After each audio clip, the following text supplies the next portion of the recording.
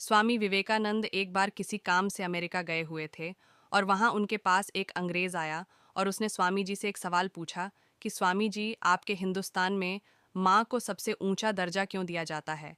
क्यों लोग पहले माँ को पूजते और बाद में भगवान को? स्वामी विवेकानंद उसकी तरफ मुस्कुराते हुए देखे और उस अंग्रेज से कहा कि वहाँ पास में एक पत्थर पड़ा हुआ है, उसे उठा लाओ। अंग्रेज पत्थर लेकर आ गया। अब स्वामी जी ने उससे कहा कि इस पत्थर को एक कपड़े में लपेटकर अपने कमर से बांध लो। कमर से पत्थर बांधने के बाद स्वामी जी ने उस अंग्रेज से कहा कि अब तुम जाओ और 2 घंटे बाद आना। फिर मैं तुम्हारे सवालों के जवाब दूंगा, लेकिन एक बात का ध्यान रहे कि तुम अपनी कमर से इस कपड़े को खोलना नहीं। अंग्रेज वहां से चला गया। पत्थर के वजन के कारण उसे चलने फिरने में बहुत तकलीफ हो रही थी और 1 घंटे पहले ही स्वामी जी के पास पहुंच गया और उनसे कहने लगा कि रहने दीजिए, मुझे आपसे कोई सवाल नहीं पूछनी, मैं अब ये पत्थर हटा रहा हूं अपनी कमर से।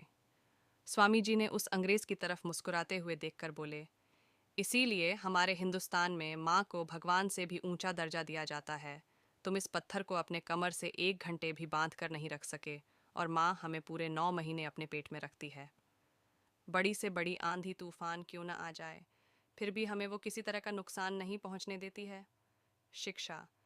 जिंदगी में बड़ी से बड़ी मुश्किल की घड़ी क्यों ना आ जाए, लेकिन कभी भी अपने मम्मी पापा का साथ मत छोड़ना, क्योंकि जब आप छोटे थे तब उन्होंने एक पल के लिए भी आपका हाथ नहीं छोड़ा था।